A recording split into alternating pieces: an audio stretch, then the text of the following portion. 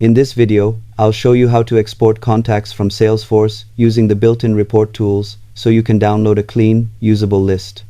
Start by opening Reports and selecting a contacts report, either standard or custom. Before exporting, double-check your filters and columns so the data reflects exactly what you need, such as region, status, email, or owner.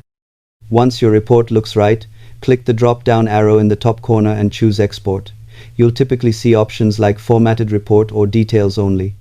For analysis or uploads to other systems, Details Only is usually more practical.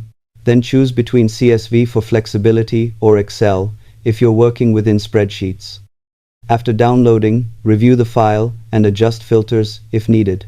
Always handle contact data securely and respect access permissions. Subscribe for more clear and practical Salesforce tutorials.